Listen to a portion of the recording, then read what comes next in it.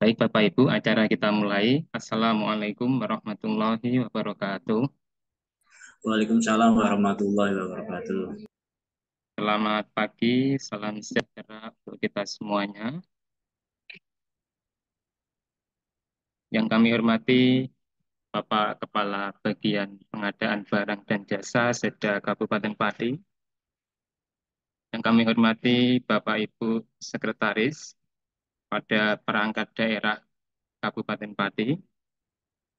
Yang kami hormati Kasubag Pengelolaan Pengadaan Barang dan Jasa Seda Kabupaten Pati.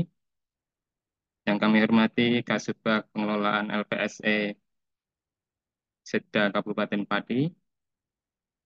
Yang kami hormati Bapak Ibu semuanya yang hadir dalam acara sosialisasi penjelasan Surat Edaran LKPP nomor 1 tahun 2024 tentang pemenuhan kebutuhan Jabung Pengelola PBJ, personel lainnya bersertifikat kompetensi, dan PPK bersertifikat kompetensi tahun 2024.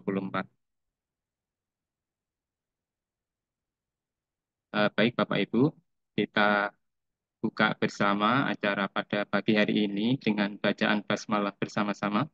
Bismillahirrahmanirrahim.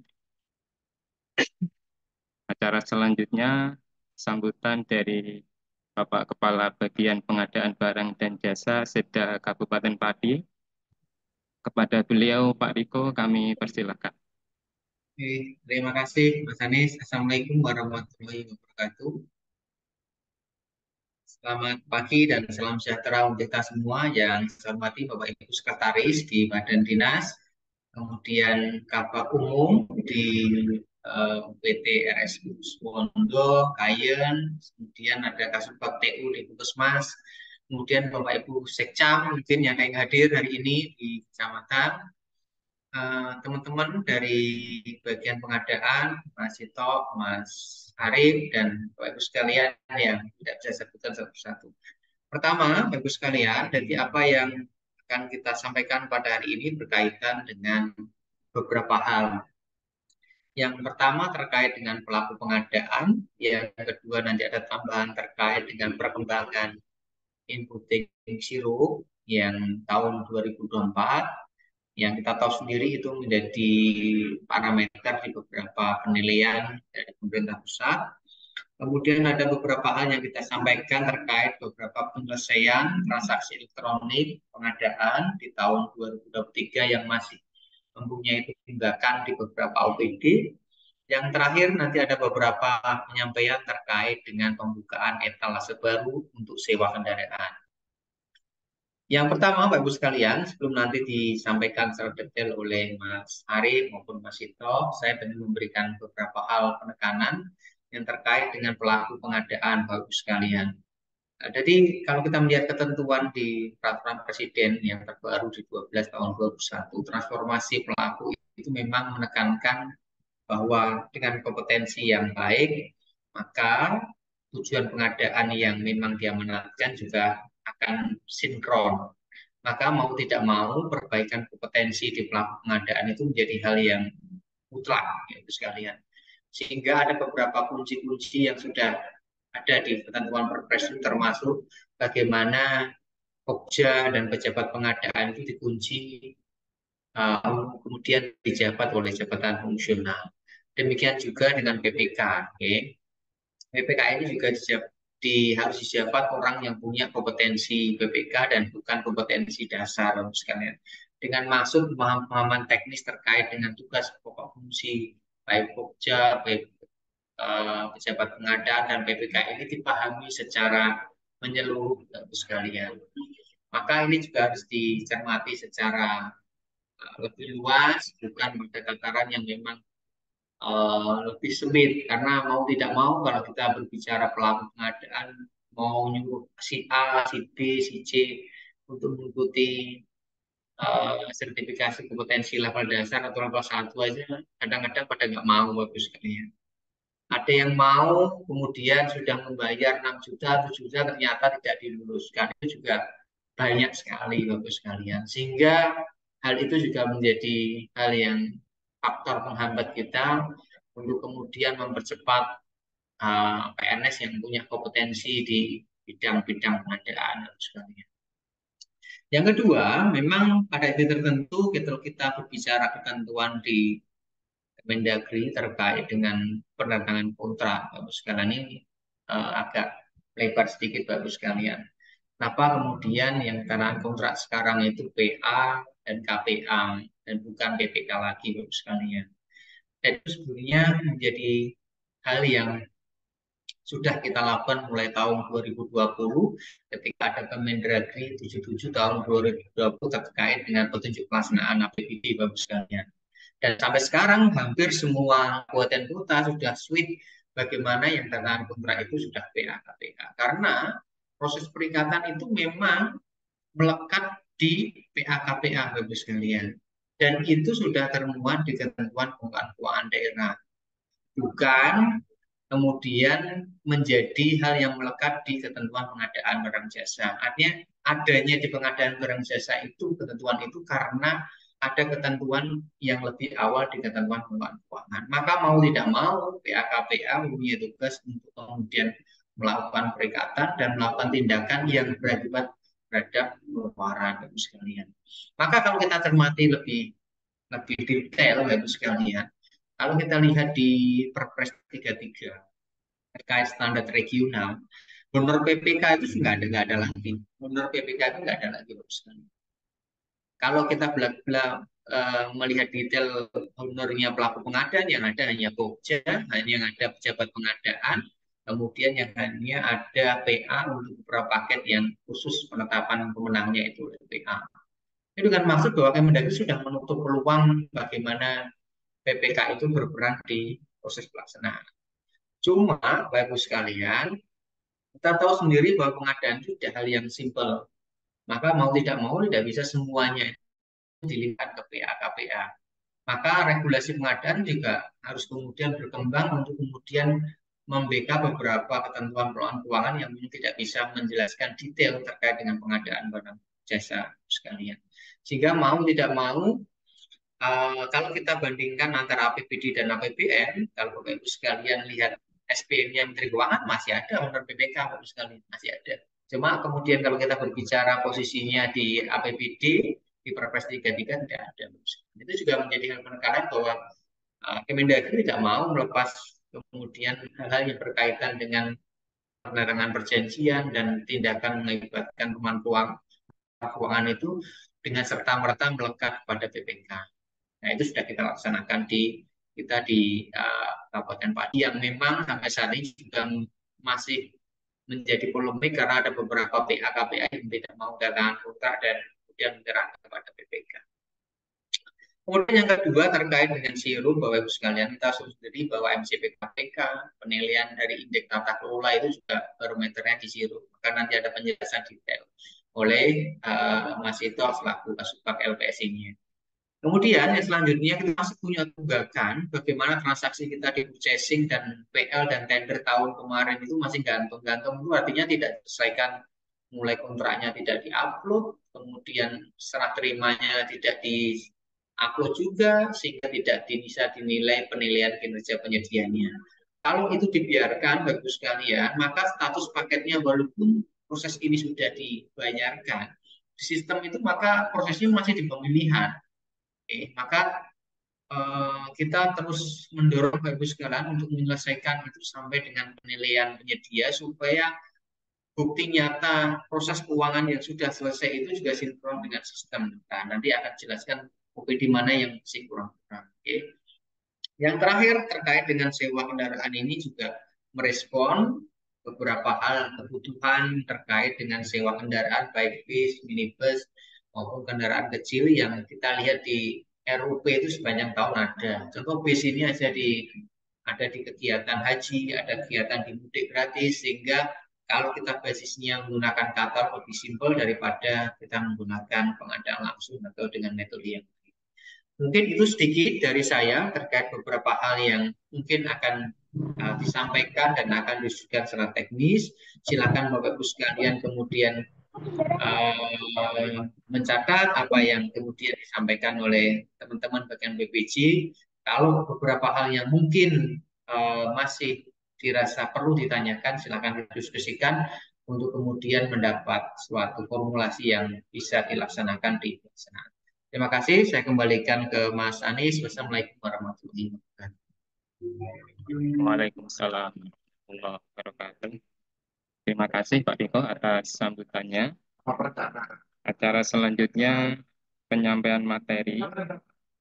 Yang pertama, materi terkait Surat Edaran LKPP nomor 1 tahun 2024 yang akan disampaikan oleh Kasubag Pengelolaan Pengadaan Barang dan Jasa Seda Kabupaten Pati. Kepada beliau, Mas Arif, kami persilakan.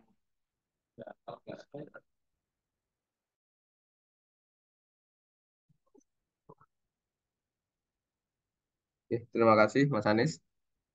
Assalamualaikum warahmatullahi wabarakatuh. Waalaikumsalam warahmatullahi Selamat pagi wabarakatuh. dan salam sejahtera untuk kita semua. Terima kasih Bapak Ibu yang sudah hadir pada kesempatan pagi hari ini sesuai dengan tema kegiatan kita terkait sosialisasi surat edaran Kepala LKPP nomor 1 tahun 2024 tentang pemenuhan kebutuhan JFBBJ dan PPK bersertifikat kompetensi. Nah, mungkin di beberapa minggu terakhir ini memang banyak sekali gonjang-ganjing terkait pemenuhan JFBBJ, terkait siapa pelaku pengadaan barang jasa yang berhak untuk melakukan proses pengadaan barang jasanya, baik itu pejabat pengadaannya maupun pejabat pembuat komitmen. Karena sesuai dengan ketentuan, selain pejabat pengadaan yang harus fungsional, juga pejabat pembuat komitmen atau PPKOM, kalau yang familiar di kita di pemerintah daerah, itu harus bersertifikat kompetensi sebagai PPKOM, baik yang PPKOM tipe A, tipe B, maupun yang tipe C. Nah, berikut ini akan saya sampaikan terkait surat edaran menindaklanjuti terkait kegalauan pelaku-pelaku pengadaan yang ada di daerah.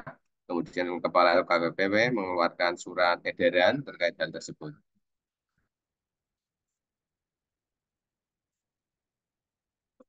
Ada biasa.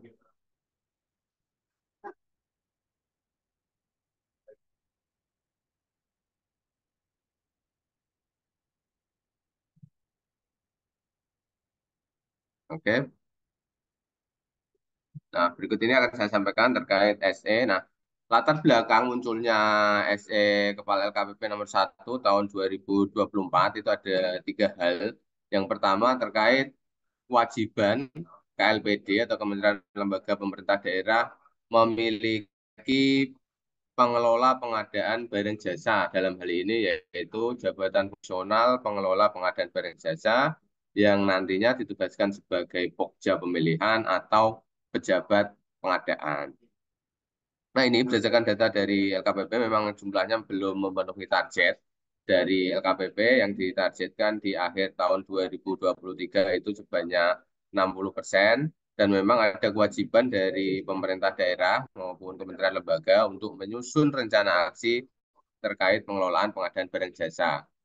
Pemenuhan pengelola pengadaan barang jasa, namun sampai dengan akhir tahun 2023 itu masih hanya sedikit yang sudah membuat rencana aksi dan mengupload pada sistem yang ada di LKPP.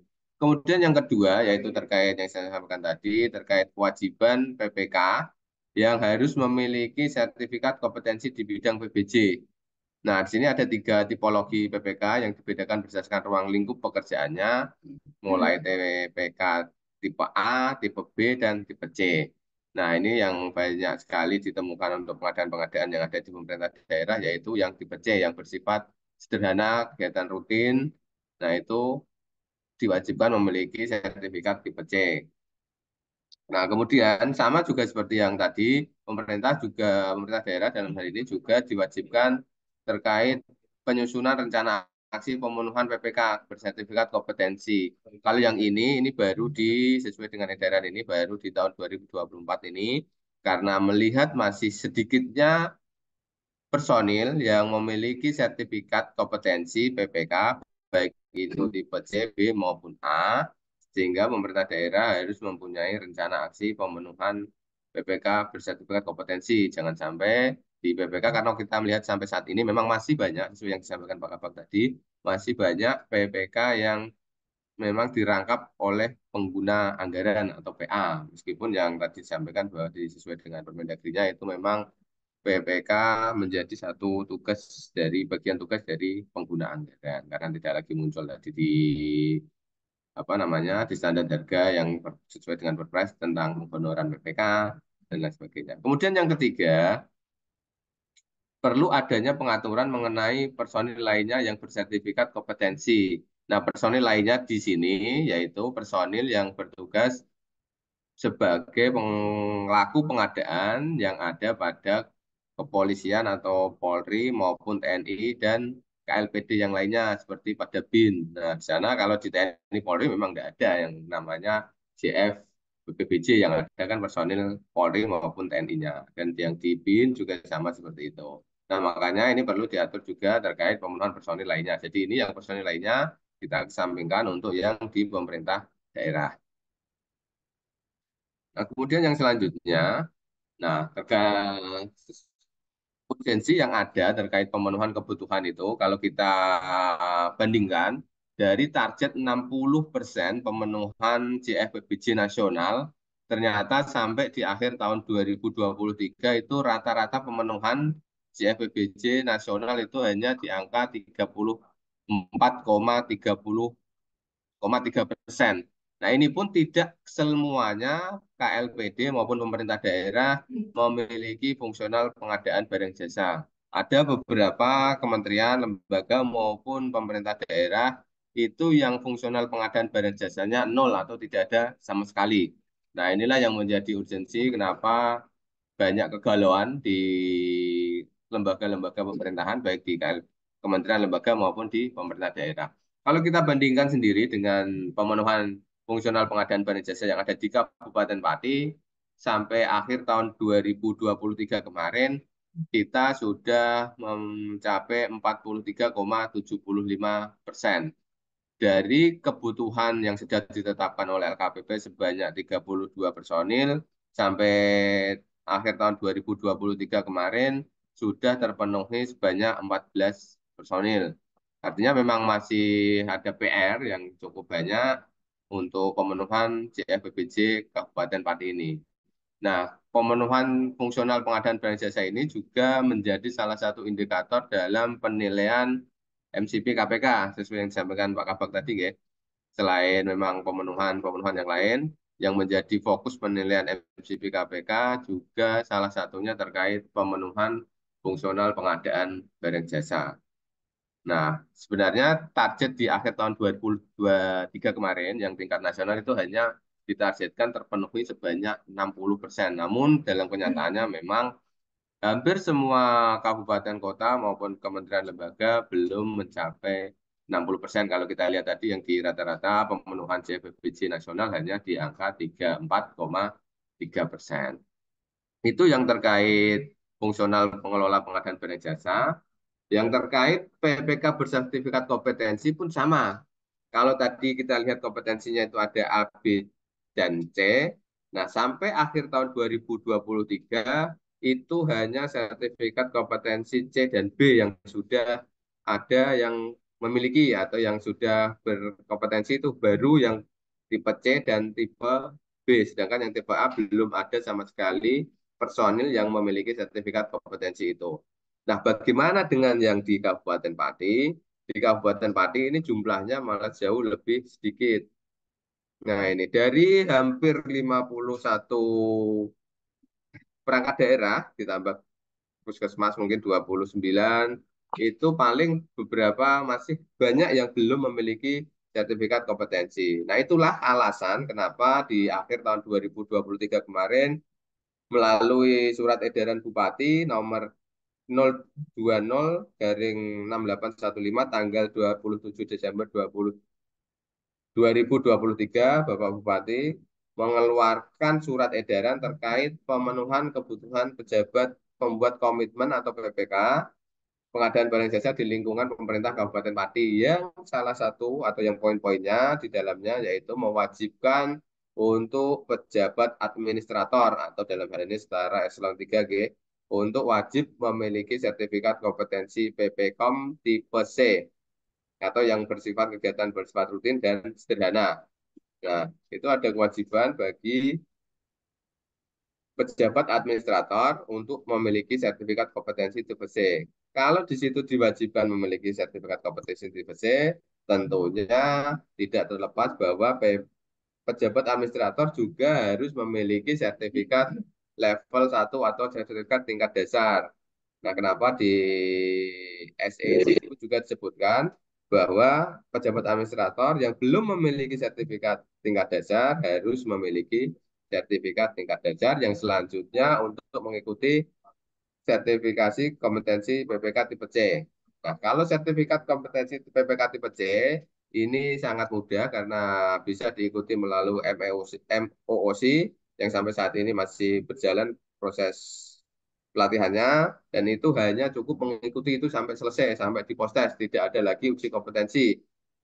Berbeda dengan yang tipe B dan tipe A. Kalau yang tipe B, tipe A, nanti ada lanjutannya yang ada uji kompetensi. Kalau yang tipe C di sini, sesuai yang diamanatkan di SE-nya, itu cukup dengan mengikuti MOOC sampai dengan selesai di post-testnya. Itu saja, nanti sudah terbit sertifikat kompetensinya. Nah, inilah urgensi kenapa muncul SE dan kita hubungkan dengan urgensi yang ada di Kabupaten Pati terkait kondisi real, terkait pelaku pengadaan baik fungsional, pengadaan barang jasa maupun PPK yang bersertifikat kompetensi baik A, B maupun C. Kalau di Kabupaten Pati yang B dan A itu memang belum ada, yang sudah memiliki itu yang tipe C. Itu pun belum tersebar di seluruh perangkat daerah. Nah, kemudian ini sudah masuk ke SE yang kepala LKPP terkait ketentuan pemenuhan kebutuhan jabatan fungsional. Kalau tadi kan ada tiga, pemenuhan kebutuhan jabatan fungsional, pemenuhan PPKOM, dan pemenuhan personil lainnya yang bersertifikat kompetensi. Nah, dalam kesempatan kali ini nanti yang akan kita bahas yang terkait pemenuhan fungsional, PBJ, dan PPKOM bersertifikasi karena yang personil lainnya itu lebih banyak di Polri dan TNI. Nah, ketentuan pemenuhan kebutuhan fungsional pengelola pengadaan barang jasa sesuai dengan Perpres 12 tahun 2021 dan Peraturan LKPP nomor 8 tahun 2022 serta melaksanakan pemenuhan sesuai dengan rencana aksi hingga terisi. Nah, ini tadi sesuai yang disampaikan di awal tadi, memang ada kewajiban dari pemerintah daerah, kementerian maupun lembaga untuk menyusun suatu rencana aksi terkait pemenuhan hingga tercapai 100% pemenuhan personil JPBJ-nya. Kalau di Kabupaten Pati sendiri, tadi dari 32 itu seharusnya bisa dipenuhi sampai 100%. Memang yang menjadi kendala di terkait pemenuhan itu yang pertama sebenarnya sudah dimulai sejak lama, mulai dari dulu itu ada proses yang namanya in-passing. Meskipun sudah dibuka in-passing itu sebenarnya prosesnya mudah, namun memang dari beberapa teman-teman yang sudah mendaftar in-passing, ada yang lolos sampai ditetapkan fungsional pengelola pengadaan, ada yang tidak lolos administrasi, ada yang putus di tengah jalan, artinya tidak lanjut. Kemudian ada proses yang kedua, yaitu terkait perpindahan jabatan dari jabatan yang lain ke jabatan fungsional pengelolaan pengadaan barang jasa. Di tahun 2023, alhamdulillah ada satu personil yang berpindah dari jabatan lainnya ke fungsional pengelolaan pengadaan barang jasa dan saat ini sudah ditugaskan di Dinas Kelautan dan Perikanan. Nah, kemudian ada juga jalur pembukaan CPNS maupun P3K. Nah, CPNS P3K ini terakhir di tahun 2022 itu ada 4 personil. Nah, sampai akhir 2023 memang dari 32 kebutuhan yang ada di Kabupaten Pati masih baru terpenuhi 14 personil. Seperti itu, oke. Kemudian yang kedua, KLPD yang belum menyusun rencana aksi pemenuhan pengelolaan BPJ agar segera menyusun dan menyampaikan renaksi di aplikasi Siren Aksi agar proses pengadaan tahun 2024 dapat dilaksanakan dan tidak mengalami keterlambatan. Ini kaitannya yang tadi, yang pertama, pemerintah harus membuat renaksi, kemudian diupload di aplikasi si renaksi. Nah, poin pentingnya yaitu yang di poin ketiga, yaitu KLPD mengoptimalkan penugasan seluruh pengelola PBJ sebagai pokja pemilihan dan atau pejabat pengadaan Sehingga pokja pemilihan dan pejabat pengadaan tidak lagi dijabat oleh ASN non-fungsional pengelola pengadaan barang jasa. Nah, inilah poin pentingnya, dan ini sudah kita tindak lanjuti melalui surat edaran Bapak Sekretaris Daerah terkait penjelasan pelaku pengadaan barang jasa. Ini sudah di akhir tahun kemarin, di bulan Desember, terkait hal ini. Dan poin yang terakhir dalam surat edaran tersebut yaitu bagi perangkat daerah yang belum memiliki fungsional pengelola pengadaan barang jasa bisa meminta bantuan penugasan personil JPBJ kepada bagian pengelolaan pengadaan barang jasa. Dan memang sampai saat ini hampir semua perangkat daerah sudah bersurat ke kami, kecuali yang perangkat-perangkat daerah yang memang sudah ada fungsional pengelolaan badan jasanya di perangkat daerah tersebut. Nah, bagi yang belum punya, memang ada beberapa yang bersurat ke kami dan sudah kita tindak lanjuti untuk menugaskan personil fungsional PBBJ untuk membantu bertugas sebagai pejabat pengadaan yang ada di perangkat-perangkat daerah. Nah, itulah alasan kenapa muncul surat edaran, karena memang ada ini kewajiban untuk mengoptimalkan dari 14 personil yang ada di Kabupaten Pati memang sudah dibagi tugasnya sesuai dengan kemampuan kerjanya. Nah, itulah jadi kenapa ini mungkin kalau yang ada yang kelewatan atau yang belum bersurat atau memang tidak ada pengadaan barang jasanya gitu. Kalau yang memang ada pengadaan barang jasa di perangkat-perangkat daerah tersebut, monggo silakan untuk bersurat sehingga dapat kami tugaskan pejabat pengadaan barang jasa dari fungsional pengelola pengadaan barang jasa. Nah, inilah poin penting bahwa dari 14 yang ada di Kabupaten Pati, kita optimalkan secara keseluruhan pengelolaan pengadaan barang jasa sebagai pokja pemilihan ataupun pejabat pengadaan. Nah, kemudian yang selanjutnya, ketentuan yang selanjutnya, yaitu KLPD yang sudah menyusun redaksi, sudah mengoptimalkan penugasan dan telah mencapai keterisian 60 atau lebih sesuai redaksi, namun jumlah pengelola PJ masih belum mencukupi, ditugaskan seluruhnya sebagai pokja atau pejabat pengadaan, maka sesuai dengan pasal 74B Perpres 12, ini bagi yang tidak dapat mengoptimalkan pengelola pengadaan fungsional pengelola pengadaan barang jasa yang ada di lingkungan kerjanya atau dalam hal ini di pemerintah daerah. Kebetulan kalau yang di Kabupaten Pati ini sudah kita optimalkan, sudah kita bagi tugaskan, artinya sudah bisa mengoptimalkan ya kalau bisa dikatakan seperti itu. Ini ketentuan bagi yang belum bisa mengoptimalkan, artinya pokja pemilihan sekurang-kurangnya satu pengelola pengadaan barang jasa. Kalau di Kabupaten Pati sampai saat ini, alhamdulillah, pokja pemilihan keseluruhannya sudah diampu oleh fungsional pengelolaan pengadaan barang jasa. Kemudian yang pelaksana tugas pejabat pengadaan yang tidak dapat dilakukan oleh pengelola pengadaan barang jasa dilakukan oleh pegawai negeri sipil yang memiliki sertifikat kompetensi dan atau sertifikat keahlian tingkat dasar. Ini kembali lagi ke sana ke atas tadi, G. Bagi yang sudah menyusun rencana aksi dan sudah mengoptimalkan namun masih kurang. Kalau di Kabupaten Pati tidak, G, artinya semuanya diampu oleh fungsional pengelolaan pengadaan barang dan jasa. Jadi bagi Bapak Ibu yang sudah terlanjur menetapkan fungsion pejabat pengadaan yang bukan fungsional pengadaan barang jasa, mohon dapat dikoreksi kembali. Seperti itu. Mungkin yang ada di perangkat-perangkat daerah yang sudah terlanjur menetapkan, namun ternyata yang ditunjuk sebagai pejabat pengadaan bukan fungsional pengelola pengadaan barang jasa, mohon dapat dikoreksi kembali. Itulah tadi yang terkait ketentuan pemenuhan fungsional pengelolaan barang jasa. Kemudian kita lanjut ke yang bagaimana pemenuhan kebutuhan pejabat membuat komitmen yang bersertifikat kompetensi. Kalau yang sampai akhir tahun kemarin kan tidak perlu sertifikat kompetensi, hanya sertifikat level 1 atau tingkat dasar.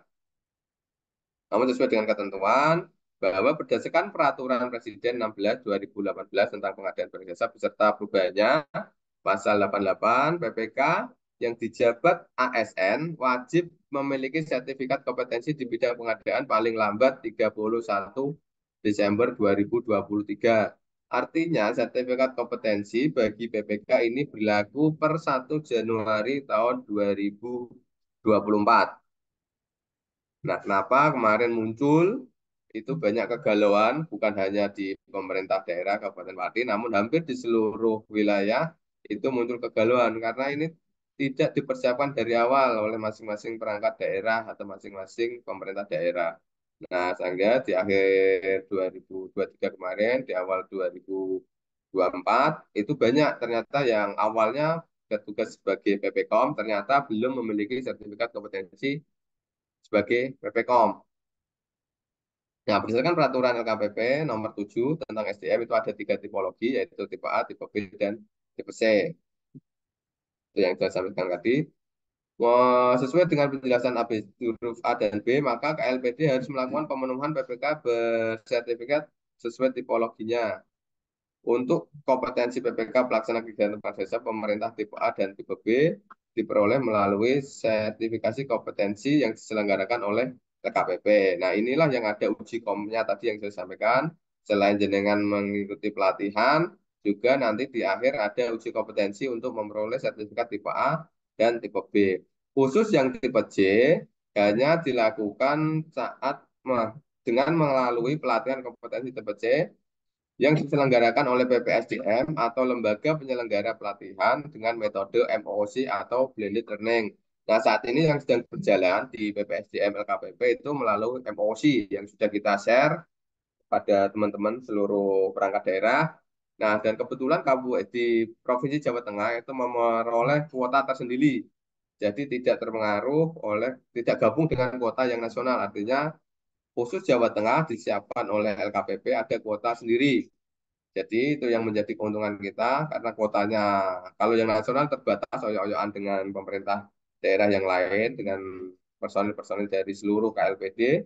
Nah, kalau yang ini kebetulan di MOC ini di pemerintah di LKPP membukakan khusus yang kelas untuk Jawa Tengah, baik yang PPK tipe C maupun yang sertifikasi PBJ level 1 atau yang tingkat dasar itu kalau dulu, kalau sekarang level 1 itu juga khusus dibukakan untuk Jawa Tengah itu ada, dan kebetulan sudah ada beberapa personil dari Pemda dari Kabupaten Pati yang mengikuti kegiatan. Monggo Bapak Ibu yang memang berkenan untuk mengikuti bisa mengikuti MOOC untuk yang tipe C ini bagi yang sudah bersertifikat level 1 dasar. Kalau yang belum memiliki berarti ikut yang level 1.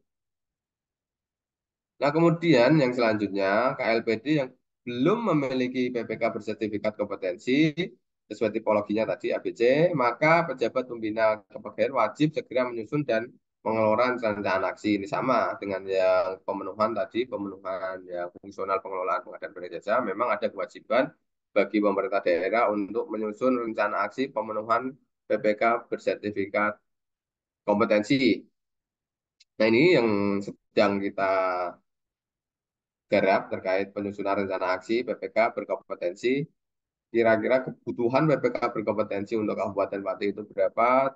Rencana pemenuhannya seperti apa? Itu yang sedang kita rumuskan, kita tetapkan, dan kita upload di reaksi PPK berkompetensi. Nah, dalam hal terjadi permasalahan di aplikasi, oh ini terkait yang proses pengirimannya bisa dikirim secara manual. Kalau ini nanti yang ada di leading sector terkait pemenuhan ini. Nah, nah, kemudian yang selanjutnya penugasan PPK dilaksanakan memperhatikan urutan prioritas, yaitu wajib dilaksanakan terlebih dahulu huruf A, artinya sesuai dengan ketentuan tadi wajib dilaksanakan terlebih dahulu. Ini yang sudah menyusun rencana aksi ya tentunya ya, yaitu penugasan PPK pengelolaan PBJ sebagai PPK tadi sesuai dengan tipologinya. Kalau itu memang kegiatan-kegiatannya sederhana, berulang, rutinitas untuk import charging di bawah 200 juta, berarti cukup PPK yang bersertifikat tipe C. Kalau itu yang kegiatannya tidak sederhana, itu B atau A. Seperti itu, sesuai dengan tipologi PPK-nya dan tipologi kegiatan yang diampu. Nah, bagi yang belum memiliki atau masih terdapat keterbatasan, maka pengelola pengadaan barang jasa dapat ditugaskan sebagai PPK pada tipe yang berada satu atau dua tingkat di bawahnya dan atau satu tingkat di atasnya.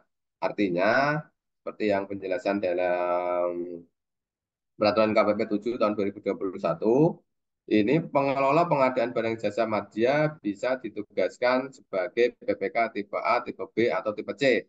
Kalau ada fungsional madya, berarti bisa mengampu semua tipe.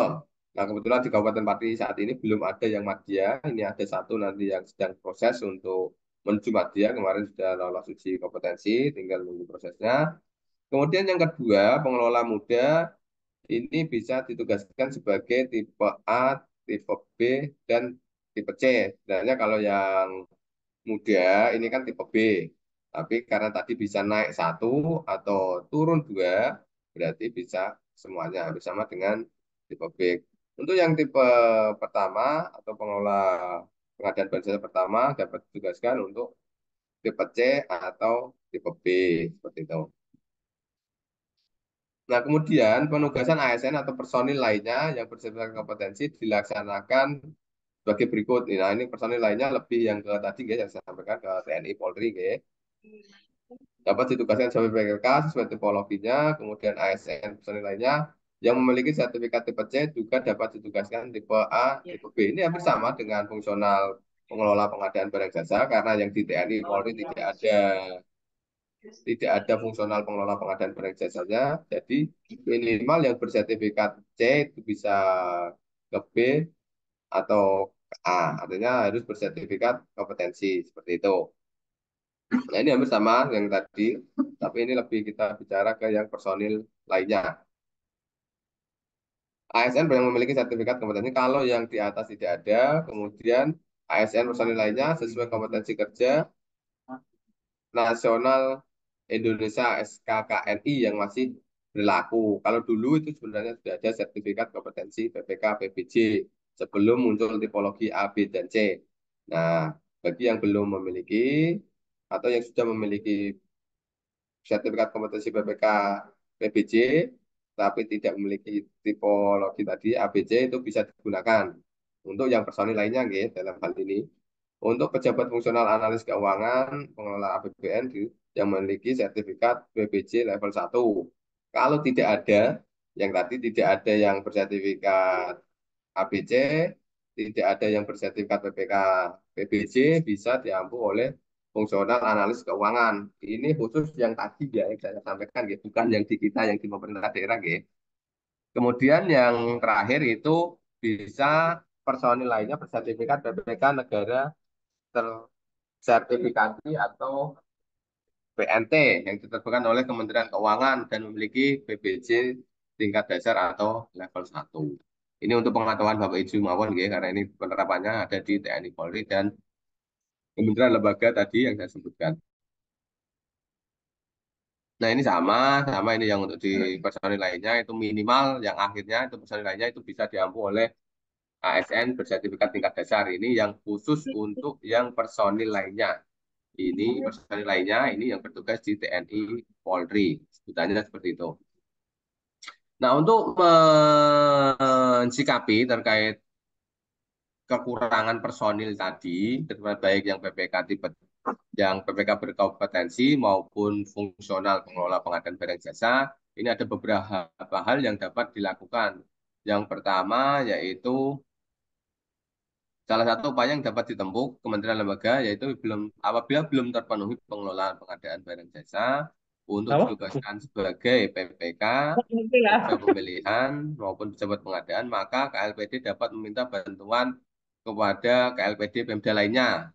Misalkan Kabupaten Pati ini ternyata masih kurang, bisa untuk minta bantuan di Pemda sebelah, Kudus, Jepara, Rembang, dan lain sebagainya, atau di kementerian lembaga. Nah, karena kebetulan di Kabupaten Pati tadi setelah kita optimalkan itu masih mencukupi, ya kita tidak menggunakan opsi yang pertama tadi. Nah, kemudian yang kedua, PPK dilaksanakan atau rangkap oleh PAKPA. Nah, itu yang menjadi solusi kemarin kenapa banyak sekali PPK di Kabupaten Pati ini dirangkap oleh PKPA. Karena ternyata PPK yang selama ini bertugas itu belum memiliki sertifikat kompetensi.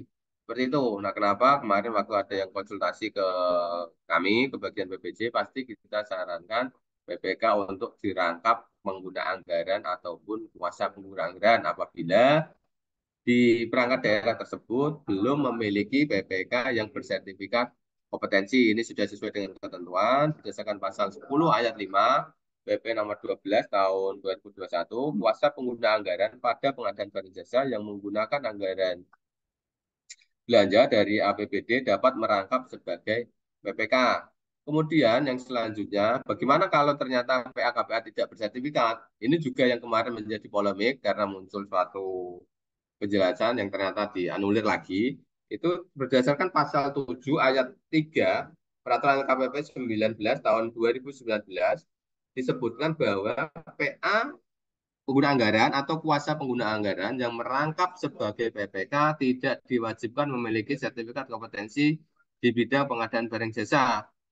Nah, artinya kalau memang itu tidak ada PPK yang bersertifikat kompetensi dan kemudian PPK diampu langsung oleh pengguna anggaran maupun kuasa pengguna anggaran, kuasa pengguna anggaran ataupun kuasa pengguna anggaran tidak diwajibkan bersertifikat kompetensi di bidang pengadaan barang jasa. Jadi boleh diampu PA atau KPA menjadi PPK meskipun tidak memiliki sertifikat kompetensi, baik sertifikat kompetensi sebagai PPK maupun sertifikat kompetensi pengadaan barang jasa tingkat dasar atau level 1. Jadi boleh nggih. Ini sudah terjawab nggih. Kalau kemarin ada yang menyebutkan bahwa meskipun diampu oleh PPK harus bersertifikat, itu sudah kita jawab bahwa boleh diampu oleh PA KPA meskipun belum bersertifikat. Nah, kemudian yang selanjutnya, apabila PPK diampu oleh PPTK berdasarkan pasal 11 ayat 3 dan ayat 4 Peraturan Presiden 12 tahun 2021 sebutkan dalam hal tidak ada penetapan PPK pada pengadaan barang jasa yang menggunakan anggaran belanja dari APBD, PA KPA dapat menugaskan PPTK untuk melaksanakan tugas PPK. Namun tentunya ada syarat ketentuan berlaku dalam penugasan PPTK sebagai PPK. PPTK yang menjalankan tugas PPK wajib memenuhi persyaratan kompetensi PPK. Kembali tadi, persyaratan sebagai PPK apa? Yaitu harus memiliki sertifikat kompetensi tingkat dasar dan sertifikat kompetensi sebagai PPK. Seperti itu, Bapak Ibu. Artinya kalau PPTK mau ditugaskan sebagai PPK boleh, tapi tentunya tetap memenuhi persyaratan kompetensi sebagai PPK. Nah, demikianlah tadi penjelasan terkait SE Kepala LKPP nomor 1 tahun 2024 terkait pemenuhan fungsional pengelolaan pengadaan barang jasa dan pemenuhan PPK bersertifikat kompetensi. Nah, memang yang menjadi kendala terkait pemenuhan fungsional pengelolaan barang jasa kalau sampai saat ini yang bisa kita lakukan yaitu terkait perpindahan jabatan dari jabatan lainnya ke jabatan fungsional pengelolaan barang jasa dan ini dibuka sepanjang tahun namun memang sulit sekali dari sepanjang tahun 2023 itu hanya ada satu personil yang mau atau berkenan pindah pindah ke fungsional pengelola pengadaan dan untuk pembukaan CPNS pun tidak tiap tahun ada pembukaan CPNS jadi itu yang masih menjadi kendala kami terkait pemenuhan pengelolaan pengadaan barang jasa namun pengelola pengadaan barang jasa yang ada di Kabupaten Pati sudah sebisa mungkin kita optimalkan dalam pemenuhan sebagai pelaku pengadaan di Kabupaten Pati, baik sebagai pejabat pengadaan maupun sebagai pokja pemilihan yang ada di UKPBJ. Nah, terkait yang pemenuhan terkait dengan PPK bersertifikat kompetensi, sebenarnya sudah kita tindak lanjuti sebelum SE ini keluar sebenarnya malah itu terkait surat edaran Pak Bupati yang mewajibkan tadi, saya sampaikan kembali, saya ingatkan kembali, monggo bagi Bapak Ibu pejabat administrator yang belum memiliki sertifikat kompetensi PPK tipe C, kami persilakan untuk dapat mengikuti yang MOC itu MOC itu sangat mudah sekali, jadi pelatihannya itu online dan tidak ada jadwal yang harus diikuti tiap jam-jamnya itu sesuai dengan jadwal panjenengan meskipun memang ada jadwal akhir penyelesaiannya. Tapi itu lebih fleksibel dan lebih mudah karena tadi saya sampaikan tidak ada uji kompetensi di akhirnya, hanya jenengan mengikuti pelatihan, mengerjakan tugas dari pelatihannya, kemudian diupload by sistem, dan di akhir jenengan mengerjakan post testnya, kemudian selesai dapat sertifikat. Nah, itu lebih mudah yang emosi, monggo sesuai dengan edaran Pak Bupati, Jadi yang belum memiliki sertifikat kompetensi PPK silakan mengikuti, dan bagi yang belum memiliki sertifikat tingkat dasar juga bisa mengikuti melalui MOC untuk sertifikasi pengadaan barang jasa level 1 juga difasilitasi MOC, dan itu dibukakan khusus untuk Jawa Tengah. Jadi lebih leluasa kuotanya. Kalau jenengan ikut yang nasional itu biasanya terbatas kuota. Nah, ini tadi penjelasannya. Nanti kalau misalnya ada yang perlu ditanyakan bisa kita tidak lanjuti pada saat diskusi. Nah, kemudian yang menjadi pertanyaan, bagaimana dengan pelaku pengadaan pada BLUD? Nah, kebetulan yang ada di sini, selain yang perangkat daerah, dinas instansi, juga kita undang baik UPT RSUD Kayen maupun UPT RSUD Suwondo, dan juga UPT Puskesmas seluruh Kabupaten Pati. Nah, karena ini yang menjadi kegalauan bagi pelaku pengadaan yang ada di BLUD.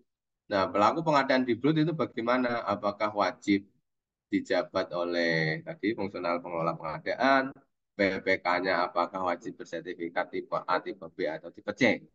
Nah, ini kita sampaikan. Kita merujuk dulu terkait pelaku pengadaan BLUD sebelum masuk ke siapa saja yang ada di dalamnya, yaitu BLUD itu sendiri sesuai dengan pasal 61 Perpres, tentunya ini disebutkan bahwa pengadaan barang jasa pada badan layanan umum pengadaan barang jasa, pada layanan umum maupun badan layanan umum daerah, termasuk dalam pengadaan barang jasa yang dikecualikan dalam ketentuan Perpres 12 tahun 2021. Tentunya juga Perpres 18 ya, karena 1221 ini perubahan dari Perpres 18 tahun Perpres 16 tahun 2018. Nah, artinya BLUD ini dikecualikan dari ketentuan Perpres. Kalau yang tadi saya sampaikan itu sesuai dengan ketentuan Perpres. Nah, kemudian yang selanjutnya, artinya ini sudah terjawab, ya, BLUD dikecualikan dari ketentuan Perpres. Nah, ketentuan Perpres yang seperti apa yang dikecualikan dari BLUD? Sesuai dengan Peraturan LKPP Nomor 5 Tahun 2021 tentang Pedoman Pengadaan Barang Jasa yang dikecualikan, ini dilanjut atas pasal 61 ini. Pada pasal 3 ayat 1 dan 2 disebutkan bahwa pengadaan barang jasa pada BLU atau BLUD sebagaimana dimaksud pada pasal 2, kalau pasal 2 ini yang untuk BLUD, yang pembiayaannya sebagian atau seluruhnya dibebankan pada APBN atau APBD dilaksanakan berdasarkan ketentuan peraturan perundang-undangan mengenai pengadaan barang jasa pemerintah. Nah, pelaku pengadaannya seperti apa? Kembali lagi tadi, kalau itu pengadaan barang jasanya bersumber dari APBD atau APBN, berarti pelaku pengadaannya mengikuti ketentuan yang diperpres tadi. PPK-nya wajib bersertifikat kompetensi, pelaku pengadaan atau pejabat pengadaannya wajib diampu oleh fungsional pengelola pengadaan barang jasa. Jadi di sini yang membedakan, meskipun BLUD, tapi kalau pengadaan barang jasanya itu bersumber dari APBN atau APBD, pelaku pengadaannya tetap mengikuti sesuai dengan ketentuan Perpres, yaitu yang PPK-nya wajib bersertifikat kompetensi, kecuali diampu oleh PAKPA. Kalau itu bukan diampu oleh PAKPA, berarti wajib bersertifikat kompetensi khusus untuk PPK-nya bagi yang menggunakan APBD, APBN. Dan pejabat pengadaannya yang memproses juga wajib diproses oleh fungsional pengelola pengadaan barang jasa. Ini bagi yang APBD, APBN. Kalau itu dananya itu dana BLUD-nya sendiri, berarti sesuai dengan ketentuan yang dikecualikan. Nah, ini yang kedua. Dalam hal terdapat hasil kajian internal BLU atau BLUD yang sesuai ketentuan peraturan perundang-undangan, pengadaan barang jasa pada BLU, BLUD, sebagaimana dimaksud di ayat 1, dapat menggunakan peraturan pimpinan BLU, BLUD. Nah, artinya kalau memang sudah dilakukan kajian internal di BLUD-nya, ternyata dikeluarkan peraturan pimpinan BLUD untuk mengatur pengadaan barang jasa. Jadi sebelum mengeluarkan peraturan pimpinan BLUD, sesuai ketentuannya harus ada kajian internal BLUD-nya, terkait nanti bagaimana tata caranya dan lain sebagainya sebelum ditetapkan menjadi peraturan BLUD terkait pengadaan barang jasa yang ada di BLU atau BLUD tersebut. Jadi tidak serta-merta tanpa kajian untuk ujuk-ujuk muncul disusun peraturan BLUD-nya tentang pengadaan barang jasa yang ada di dalamnya. Batasan tentang prosesnya seperti apa, tentang pelaku pengadaannya seperti apa. Jadi diawali harus ada kajian internal terlebih dahulu. Nah, disinilah diatur yang kalau memang itu ditetapkan peraturan BLU atau BLUD, diatur pelaku-pelaku pengadaannya yang memproses pengadaan barang jasa yang menggunakan dana BLUD-nya yang bukan bersumber dari APBD APBN, yang memang itu dana yang dikelola sendiri oleh BLUD-nya, bukan dari dana APBD maupun APBN. Kalau yang APBD APBN tetap sesuai dengan Perpres. Kalau itu dananya dana BLUD sendiri, berarti sesuai dengan ketentuan yang sudah diatur oleh pimpinan BLUD-nya melalui peraturan pimpinan BLUD. Kalau di sini berarti pimpinannya berarti peraturan direktur rumah sakit atau peraturan kepala puskesmas kalau puskesmas ya. Nah, ini yang pelaku pengadaannya. Jadi tadi bisa mengikuti ketentuan Perpres apabila itu bersumber APBD APBN, bisa sesuai dengan peraturan pimpinan BLUD-nya kalau itu dananya dari dana BLUD. Nah, ini sesuai dengan lampirannya tadi, pelaku-pelaku pengadaannya itu ada PA, KPA, PPK, pejabat pengadaan, pokja pemilihan, ada penyedia selaku penyedia barang jasanya. Pihak lain ini yang poin 2, pihak yang dibutuhkan sesuai peraturan pimpinan BLUD. Jadi pimpinan BLUD melalui peraturannya bisa menentukan istilah-istilah baru atau pelaku-pelaku pengadaan yang tidak ada di sini, bukan PPK, pejabat pengadaan atau yang lain. Bisa sesuai dengan istilah yang dibutuhkan atau pihak lain yang dibutuhkan sesuai dengan pimpinan BLUD, sesuai dengan kebutuhan dan hasil kajian yang tadi, kajian internal tadi.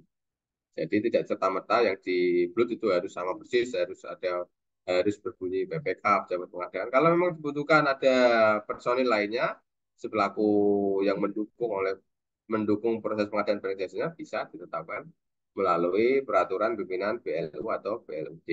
Tentunya tadi hasil kajian ini terdapat hasil kajian internal. Ya, hasil kajiannya memang dibutuhkan ya ditetapkan di peraturan BLUD. Nah, itulah yang menjawab kegalauan teman-teman BLUD. Pelakunya bagaimana yang di BLUD? Sebenarnya yang BLUD tidak terlalu banyak perubahan. Kalau yang itu memang dari APBD maupun APBN, berarti sesuai dengan ketentuan Perpres. Kalau itu yang dananya bersumber dari dana BLUD atau BLU-nya sendiri, ya sesuai dengan ketentuan yang telah diatur dalam peraturan kepala atau pimpinan BLUD-nya itu. Pelakunya siapa yang melaksanakan kerjaan ini sampai ini berapa. Itu. Dan juga lagi diatur juga kalau meskipun itu jenengan menggunakan dana BLUD, namun diproses melalui sistem yang disediakan oleh KPP, dalam hal ini jenengan proses melalui tender ataupun proses import cessing juga harus mengikuti ketentuan yang ada di Perpres. Jadi meskipun sumber dananya jenengan BLUD, tapi jenengan proses import cessing, berarti yang memproses itu juga sesuai dengan ketentuan. Kalau itu di bawah 200 juta, yang mengklik atau memproses pejabat pengadaannya juga pejabat pengadaan yang bersertifikat kompetensi pengelola pengadaan barang jasa atau fungsional pengelola pengadaan barang jasa. Dan PPK-nya juga PPK yang memiliki sertifikat kompetensi tipe C kalau yang di bawah 200 juta. Itu kecuali diampu oleh PAKPAG. Meskipun dana BLUD, tapi kalau jenengan menggunakan sistemnya yang dari LKPP dalam hal ini e-processing maupun tender atau seleksi, berarti tetap menggunakan ketentuan sesuai dengan Perpres, yaitu wajib fungsional pengelolaan pengadaan dan PPK-nya wajib bersertifikat kompetensi. Jadi sudah terjawab yang terkait pelaku pengadaan yang ada di BLUD.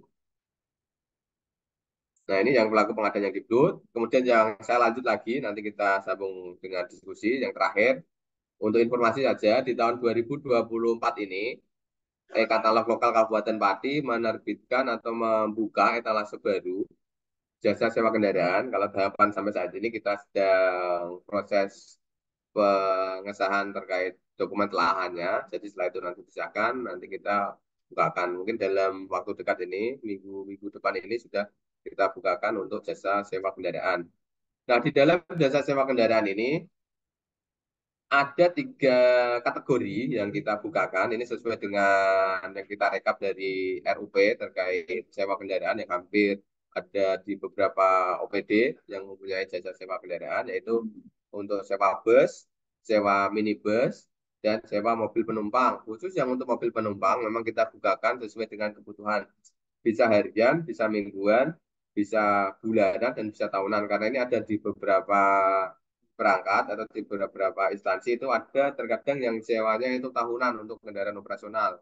Ada yang bulanan, ada yang mingguan, dan ada yang harian. Kalau yang bus ini sesuai dengan kebutuhan. Jarang kalau yang bulanan, mingguan, atau tahunan ini jarang. Jadi sesuai dengan kebutuhan minibus dan bus dan minibus. Jadi ini yang 3 etalase, satu etalase baru, dan ada 3 kategori yang kita bukakan sesuai. Jadi nanti jenengan kalau proses untuk pengadaan jasa sewa kendaraan bisa melalui katalog lokal Kabupaten Pati, baik bus, minibus maupun mobil penumpang. Jadi ini hanya fasilitas 3 ini ya, yang untuk sewa kendaraan barang itu belum kita fasilitasi karena itu jumlahnya sangat sedikit di OPD, jadi sebenarnya belum terlalu banyak dan kegiatannya masih sedikit. Jadi 3 ini yang kita fasilitasi yang ada di pembukaan etalase katalog lokal Kabupaten Pati yang tahun 2023, karena memang ada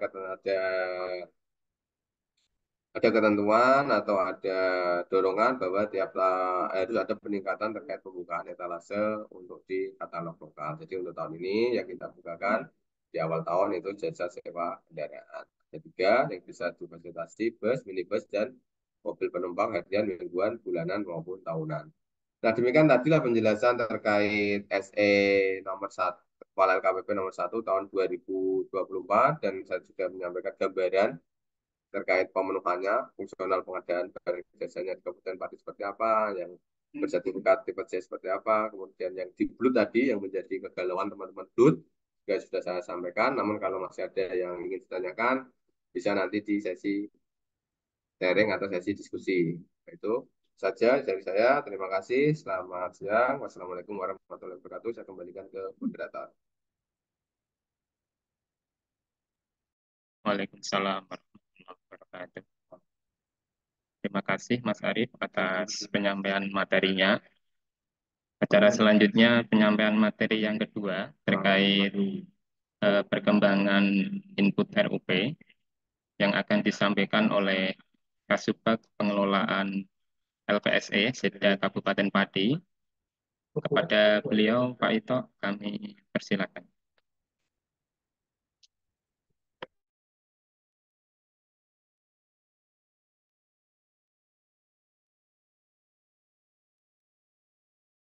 Terima kasih Mas Anies atas waktunya. Assalamualaikum warahmatullahi wabarakatuh. Yang kami hormati Pak Kabag KPPJ Kabupaten Pati, Bapak Ibu Sekretaris OPD, baik OPD dinas ataupun kecamatan, Bapak Ibu OPT Puskesmas yang hadir pada kesempatan pagi hari ini. Pada kesempatan hari ini kami akan menyampaikan 2 hal, yaitu yang pertama input sirup terkait sirup dan proses eco-chasing. Jadi untuk yang pertama kita sampaikan sirup di sini. Kalau kita flashback dulu kembali ke 2017-2018 yang lalu, mungkin kita masih kesulitan kayaknya untuk input sirup, karena di saat kita input sirup mungkin ada beberapa OPD yang kita tanyakan seperti apa inputan sirup OPD. Dia bilangnya mesti apa? Kita konfirmasi dulu ke pimpinan seperti itu gitu. Kalau kita flashback di 2007-2018. Kemudian kita di 2019-2020 kita sudah bisa di kisaran 70-80% inputan sirup masing-masing OPD. Kemudian 2021 kita sudah 100%, dan di 2022 4 ini kita menggunakan SPD yang sekiranya lebih mudah inputannya dibandingkan tahun-tahun sebelumnya. Jadi mungkin di sini yang ada kelebihan untuk input RUP di sini adalah untuk yang RSUD Kayen ini ada yang lebih di 1 miliar ini mungkin ada double paket ya. Untuk yang lebih ini biasanya ada double paket untuk inputannya. Terus kemudian yang 100 ada lebih komanya 11 ini yang mulai dari Dinas Perhubungan sampai Kecamatan Kayen ini mungkin kita ambilnya kan di sini di pagu penyedia dan swakelola ini per jutanya kita hilangkan gitu. Data dari RUP kita nggak bisa ngambil yang 6 angka di belakang ini kita tidak bisa ambil. Jadi kemungkinan di sini mungkin selisihnya mungkin antara 1-2 juta ya, untuk yang bisa inputan 100%. Nah, mungkin itu yang bisa 100% ini mungkin baru sekitar 14, 3, 20, 26 OPD. 26 OPD yang bisa 100%, kemudian nanti ada yang kurang sedikit nanti apabila ada kesulitan untuk pencocokan inputan RUP-nya dan pagu DPA-nya bisa datang ke sini nanti kita cocokkan inputannya. Kemudian untuk yang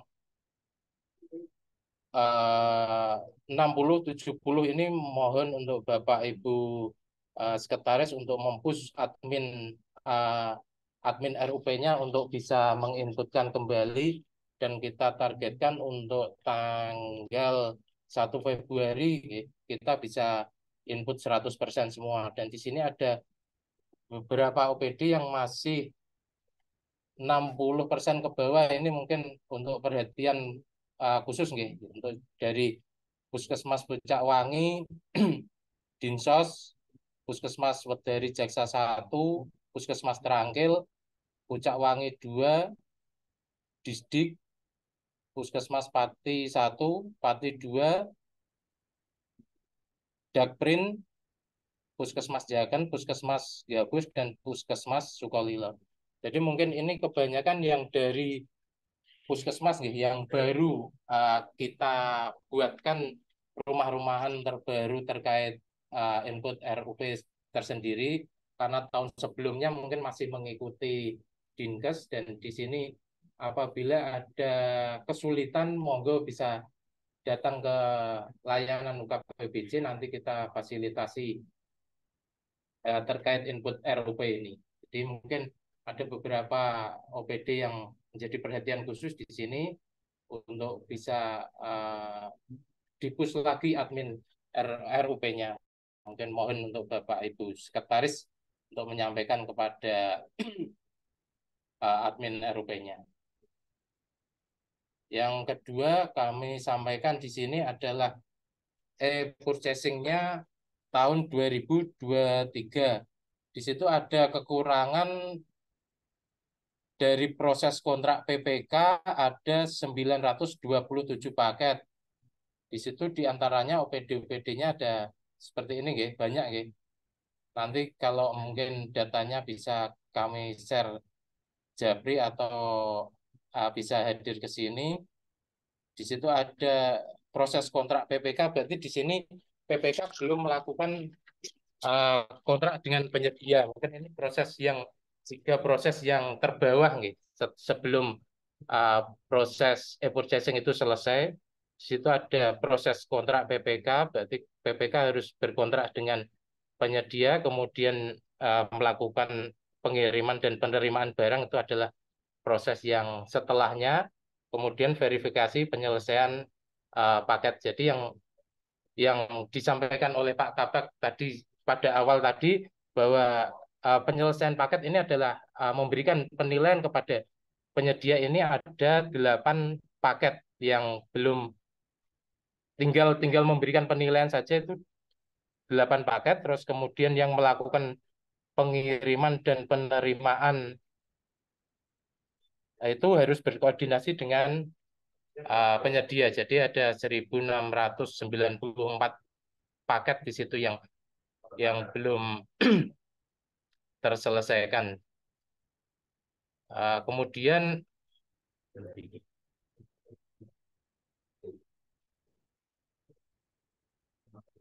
jadi tadi e-purchasing tadi ada kaitannya dengan nilai ITKP 2023 di Kabupaten Pati ini kita masih posisi skornya masih 0 ya. Jadi untuk basis data katalog elektronik ini kita ambil di 31 Januari 2023. Jadi belum adanya penarikan di tahun 2023 ini. Jadi memang e-purchasing ini yang sudah transaksinya adalah 12.366, paket selesainya 9.737 dan paket belum selesainya 2.629.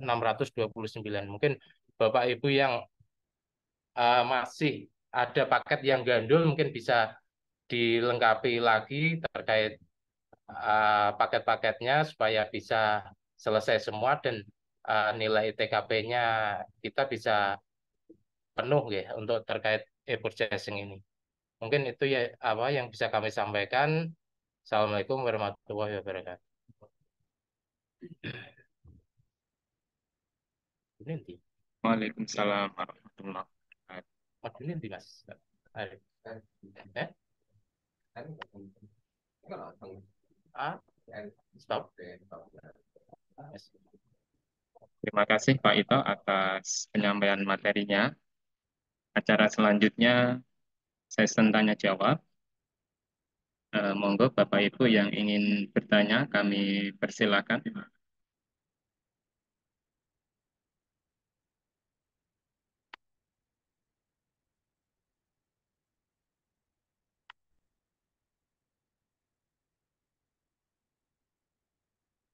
Mengingatkan kembali ya, bagi yang belum mengisi daftar hadir, kami persilakan untuk segera mengisi pada link yang kita share di kolom chat.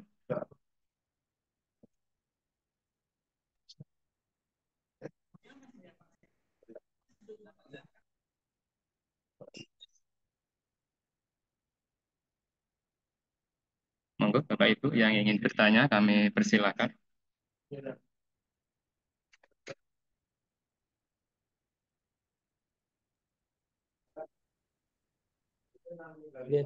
Mas dari Dinas Oke. Kesehatan. Oke, monggo dari Dinas Kesehatan nggih.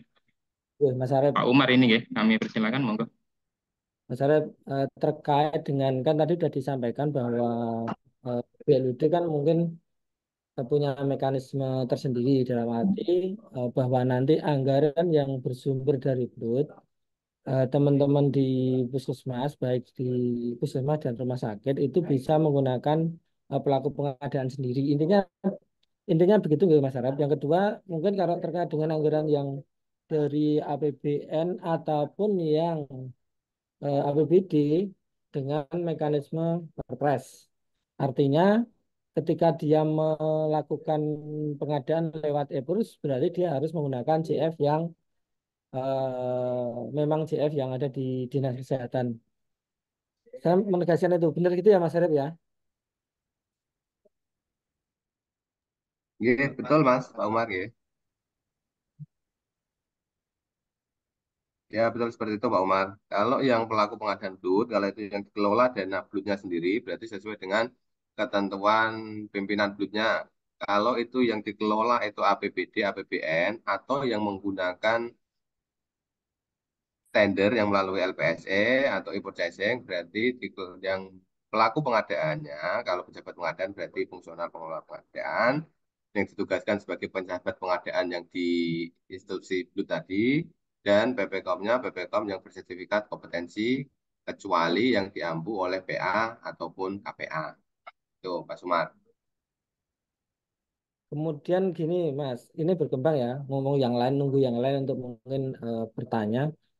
Kan eh, mungkin kita sudah ada KPA ya, artinya puskesmas itu punya punya apa nama istilahnya, punya SK sendiri dari Pak Kepala Daerah terkait dengan penunjukan PA maupun KPA. Kepala OPT itu kan KPA, PA-nya kan bukan DIS. Artinya nanti penunjukan pelaku pengadaan di BLUT maupun dengan anggaran yang pejabat pengadaan yang ada di mana di dinas itu bisa menggunakan SK-nya dari KPA. Kalau yang di dinas menggunakan PA. Benar begitu ya, Mas Arif? Biar nanti teman-teman Puskesmas nggak bingung lagi bertanya-tanya gitu. Terkait yang penunjukan itu Mas Arif, dengan kan tetap harus dengan SK Direktur atau dengan SK Kepala Puskesmasnya dan Nggih, kalau yang terkait penunjukan yang tadi yang APBD APBD APBN yang fungsional pengelola pengadaan barang jasa berarti nanti pengguna anggaran nggih masih berarti kalau yang puskesmas berarti di kepala kepala DKK. Kalau yang itu BLUT, yang dana BLUT itu kan ditetapkan melalui pimpinan BLUD-nya, tapi sesuai dengan kewenangan yang sudah diatur di dalam peraturan pimpinan BLUT-nya. Siapa yang memiliki kewenangan menetapkan si A, menetapkan pejabat membuat komitmen, menetapkan pelaku-pelaku pengadaan yang mengelola BLUT tadi. Nah, kalau di dalam peraturan pimpinan BLUT-nya sudah disebutkan bahwa yang memiliki kewenangan menetapkan pejabat pengadaan BLUT atau PPKOM BLUT atau pelaku pengadaan yang lain sesuai dengan kebutuhannya yang di BLUT, berarti sesuai dengan ketentuan yang sudah di kewenangannya. Kalau memang itu menjadi kewenangannya KPA, berarti KPA yang menetapkan SK-nya, Sumar. Itu selama sudah ditetapkan ketentuannya atau kewenangannya dalam peraturan pimpinan BLUT-nya, kalau pimpinan BLUT-nya tidak mengatur siapa yang menetapkan kewenangannya, berarti diambil ke atasnya, Mas Umar. Kecuali kalau itu sudah diatur. Kalau diatur di dalam ketentuan peraturan BLUT-nya, bahwa yang memiliki kewenangan menetapkan PPK untuk yang dana BLUT, PPK, pejabat pengadaan, atau tim-tim yang lain, itu KPA, berarti SK-nya SK KPA. Seperti itu, Mas.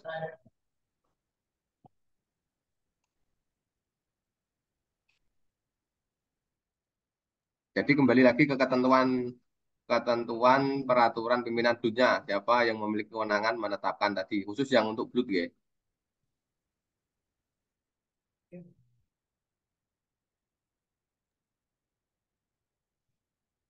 Ada pertanyaan lagi, Pak Umar, bisa disampaikan? eh, mungkin nunggu yang lain saya ini. Kebetulan yang BOK kan APBN, BOK KBN itu kan ini sifatnya kan salur langsung ke puskesmas. Jadi untuk BOK itu tidak masuk di RKUD. Jadi masuknya langsung di rekening puskesmas. Jadi puskesmas itu punya dua rekening, satu rekening BLUD, dua adalah rekening BOK. Nah, ini yang bertanggung jawab langsung tetap adalah kepala puskesmas karena dia sifatnya salur langsung, tidak melalui RKUD, walaupun sumbernya adalah APBN. Nah, untuk yang BOK ini, apakah mengacu pada peraturan yang Perpres atau nanti bisa mengacu kepada aturan BLUT? Itu, itu Mas. Mungkin berkembangnya di situ.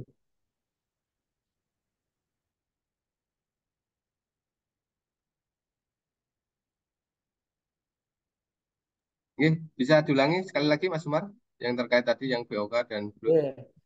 Jadi gini, BOK itu kan tidak masuk RKUD, Mas Rif. Oke. Jadi dia akan salur langsung ke rekening puskesmas. Dan itu sudah ditetapkan oleh kepala daerah bahwa rekening puskesmas untuk BOK adalah rekening BNI dengan nomor sekian-sekian. Semua BNI. Itu sesuai dengan instruksi kementerian memang harus BNI karena di sana pakainya adalah BNI. Nah, untuk yang BOK ini, apakah bisa mengacu di aturan BLUD atau mengacu kepada peraturan presiden? Artinya kalau kalau misalkan nanti mengacu di BLUD kan itu kebanyakan operasional, Mas. Kebanyakan adalah kayak pertemuan, kayak transport kader, kayak semua kelola semua kebanyakan. Sehingga nanti itu apakah bisa menggunakan mekanisme yang BUD atau mengacu kepada perpres yang mungkin pengadaannya harus dengan CFPBJ. Gitu, Mas Arif. Ya, terima kasih Mas. Kembali lagi ke tadi ya, yang sesuai dengan ketentuan. Tadi kan hanya dibedakan menjadi dua. Kalau BOK itu memang APBN atau APBD, berarti pelaku pengadaannya sesuai dengan ketentuan yang Perpres. Nah, khusus yang BLUD berarti pelaku pengadaannya sesuai ketentuan yang BLUD. Seperti itu Mas. Kalau itu memang APBD atau APBN, ya pelaku pengadaannya ya CF. Pengelola pengadaan barang jasa khusus yang untuk pejabat pengadaannya, yang PPK-nya berarti harus sertifikat kompetensi atau PA KPA yang tidak bersertifikat kompetensi. Jadi kembali ke ini apakah ini APBD APBN atau ke dana BLUD-nya Puskesmas sendiri? Kalau memang itu APBD APBN berarti ya, pelaku pengadaannya sesuai dengan ketentuan Perpres tadi, fungsional pengelola pengadaan barang jasa dan PPK-nya bersertifikat kompetensi kecuali diampu oleh PA KPA. Gitu. Ya, mungkin pencerahan, Mas. Terima kasih atas jawabannya. Lu. Oke, monggo Pak Sadun, kami persilakan untuk mengajukan pertanyaan. Yusek yang penting. Terima kasih atas waktunya menanggapi apa yang disampaikan oleh Mas Sito tadi. Terima kasih atas evaluasinya. Jadi perlu kami sampaikan untuk sirup yang disdik khususnya memang masih rendah karena pertama dana BOS yang nilainya tinggi di angka BOS dan DAK utamanya tinggi di angka 150 miliar lebih sampai saat ini belum tuntas. Artinya kalau BOS itu harus nunggu dulu validasi di aplikasi Arkas atau aplikasi rencana kerja anggaran sekolah. Setelah nanti aplikasi Arkas oke, baru masuk ke sirupnya. Kemudian yang kedua untuk DAK sampai saat ini kita masih menunggu Perpres yang mengatur DAK. Hari ini yang sudah ada baru draftnya belum diundangkan. Sehingga BPKD belum membuka input terkait dengan DAK. Maka dari itu kami mohon maaf untuk sirupnya masih rendah karena masih diganduli BOS sama DAK. Kemudian yang kedua, anggaran-anggaran yang lain yang sudah clear, sudah kita validasi di sirupnya berdasarkan tarik data dari UKPBJ. Namun kemarin ada beberapa hal yang memang terjadi double seperti yang tadi diutarakan. Jadi jumlah totalnya ikut masuk, kemudian breakdown bawahnya juga ikut masuk sehingga beberapa kegiatan kita cermati untuk diambil keputusan mana yang dipakai, yang jumlah totalnya atau yang bagian-bagiannya. Kemudian yang berikutnya untuk pelaku-pelaku pengadaan yang ada di Disdik, memang sampai saat ini kami belum punya fungsional.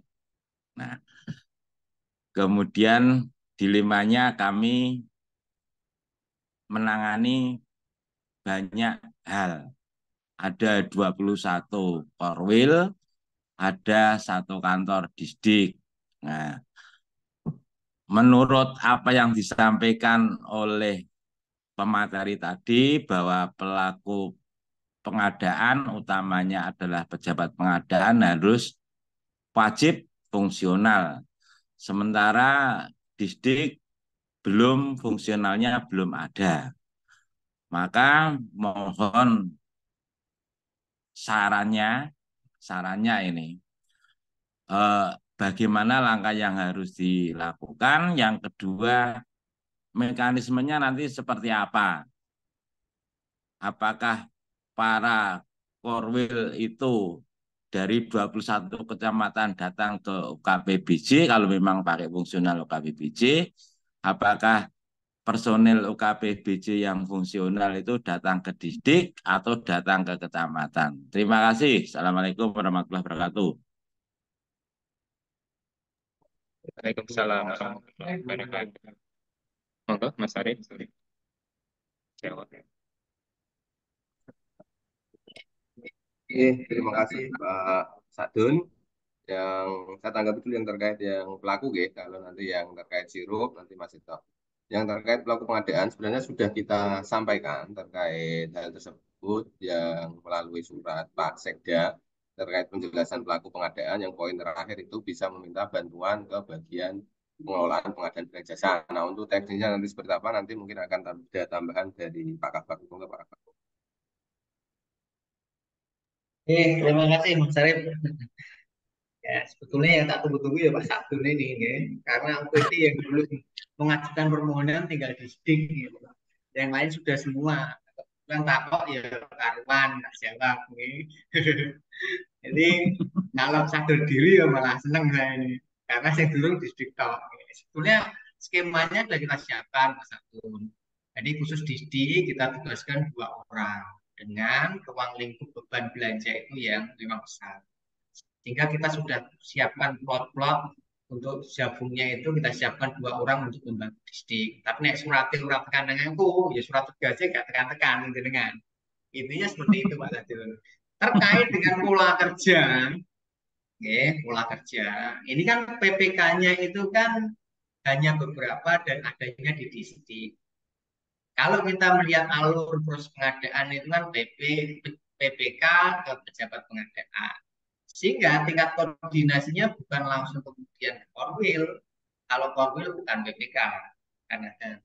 Maka teman-teman itu akan berkoordinasi dengan BPK-nya. BPK siapa? Soal BPK-nya itu kabit-kabit di posisinya di Dinas Pendidikan. Nah, koordinasinya dengan BPK.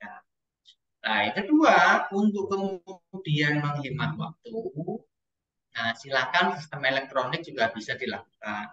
Kalau dia menggunakan pengadaan langsung, artinya nominalnya mungkin kalau jasa konsultan, kemudian yang nominal dari berapapun menggunakan sistem, saya kira proses itu bisa dilakukan sistem dan posisi bertemu bisa diminimalisir.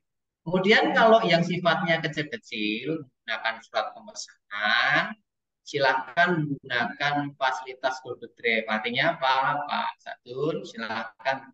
Kalau memang harus menetapkan HPS dan spek, silakan tetapkan HPS speknya, masukkan di Google Drive, kemudian teman-teman akan menerbitkan surat pemesanannya. Jadi semua data simpan di situ. Karena apa?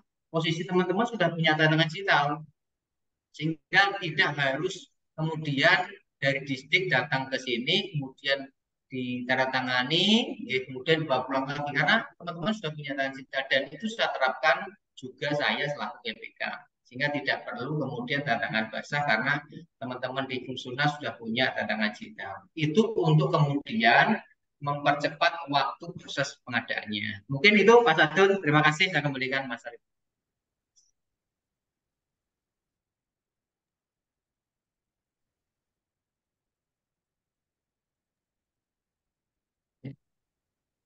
Ada pertanyaan lagi, Pak Sadun? Oke, terima kasih. Ampun. Ya, sama. Monggo, Bapak Ibu yang lain, apa ada pertanyaan bisa diajukan?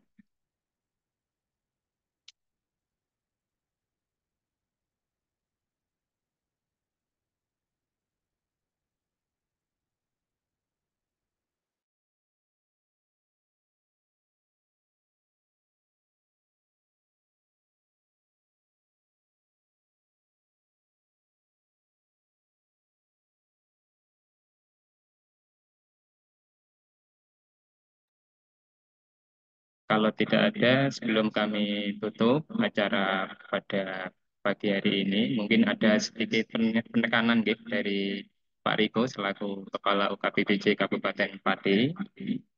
Pada beliau, Pak Riko, kami persilakan. Oke, terima kasih Mas Anies. Ada beberapa hal yang mungkin akan saya ulangi lagi. Yang pertama, kalau ada staf Bapak Ibu sekalian, PNS, oke, yang memang berminat untuk menjadi jabatan fungsional, silakan kemudian bisa didorong untuk melakukan mekanisme yang dijelaskan Mas Arief tadi, oke, Bapak Ibu sekalian. Nah, slot-slot peta jabatan, saya kira sudah Bapak Ibu sekalian pegang di sekretariat, oke, mana kotaan yang pertama dan mudah, sehingga itu bisa dimaksimalkan sehingga kita tidak harus menunggu seleksi ASN ya, antara PNS dan P3K sekalian.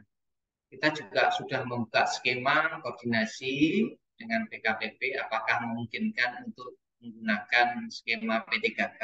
Okay. Itu juga sudah kemudian kita jajaki untuk mempercepat adanya personil jabatan fungsional. Karena kalau PNS Bapak sekalian seperti yang ada di sekarang ini harus menunggu 2 tahun untuk kemudian kita tugaskan. Okay. Karena harus prajabatan, kemudian ada mekanisme dia dia ngambil sertifikat tingkat 1 dan ada beberapa mekanisme yang lain sehingga membutuhkan waktu yang cukup lama. Tapi kalau kemudian ada staf Bapak Ibu sekalian yang memang berkenan atau berkeinginan untuk menjadi Jafung, monggo didorong untuk kemudian silakan koordinasi dengan bagian BPJ. Yang kedua, ketaatan kita terhadap proses pengadaan terkait dengan pelaku. Tadi Mas Arief sudah jelaskan panjang lebar terkait dengan penunjukan BPK, Bapak sekalian. Saya sendiri dan Mas Arief ini sebagai BPK di Setja, Bapak sekalian. Jadi kita juga sebagai regulator menyampaikan Bapak sekalian, demikian juga sebagai pelaku aktif hari ini, sampai hari ini Bapak sekalian. Sehingga rasanya menjadi BPK itu saya kira kita sama-sama tahu Bapak sekalian. Okay? Sehingga mohon hati-hati untuk kemudian melaksanakan wewenang itu. Okay? Karena zaman sekarang ini monitoring dari siapapun pihak-pihak eksternal sangat tinggi Bapak sekalian. Pemeriksaan BPK yang terakhir kemarin kita ada PDTT itu sangat kompleks sekali Bapak sekalian. Jadi dokumen kita diuji oleh BPK, sehingga pada saat ini temuan tidak ada di bagian BPJ, sehingga saya yakin dan percaya apa yang kita lakukan itu sudah paling tidak sesuai dengan ketentuan Bapak sekalian. Cuma, untuk beberapa OPD yang sifatnya bukan tender, mohon ditata kembali mekanisme pengadaannya, dan macam-macam. Kita menugaskan Jafung berusaha untuk semaksimal mungkin meminimalisir maladministrasi sekalian. Cuma dengan jumlah paket yang begitu banyak, tentu akan ada beberapa yang kemudian loss sekalian. Sehingga mari sama-sama kemudian merapikan administrasi pengadaan di Bapak Ibu sekalian. Kemudian yang selanjutnya di Sirum tadi, saya mohon tadi ada distrik penyampaian Pak Sadun, ada beberapa kendala. Kalau yang tidak ada kendala, saya mohon dengan sangat kerjasamanya dari Bapak Ibu sekalian untuk segera melengkapi ini sampai dengan akhir Januari. Karena sekarang itu juga gampang. Saya juga nginput sirup, Bapak Ibu sekalian, sehingga saya tahu rasanya nginput sirup Bapak Ibu sekalian. Sehingga dengan mekanisme yang sudah sinkron antara SIPD dan sirup, saya kira posisinya juga tidak terlalu sulit untuk kemudian memaketkan di setiap paketnya sekalian. Kemudian yang terakhir, Bapak sekalian, terkait dengan tadi posisinya etalase, silahkan kalau punya penyedia rekanan yang mungkin Bapak sekalian kenal, silahkan nanti kalau etalase sewa kendaraannya sudah dibuka, silahkan masuk, atau punya saudara, punya teman yang punya jasa sewa kendaraan, bis, macam-macam, silahkan informasikan untuk kemudian join di etalase lokal Kabupaten Pati. Kalau yang memang belum terdapat di LPSC, silahkan daftar di LPSC. Kemudian kita akan bantu mekanisme seperti apa. Nanti kalau sudah terdaftar di LPSC dan belum bisa menayangkan di etalasenya, kita juga akan bantu tutorialnya sudah ada di YouTube. Kalau memang ketemu silahkan. Jadi kita buka ruang seluas-luasnya Bapak Ibu sekalian. itu yang terkait dengan etalase.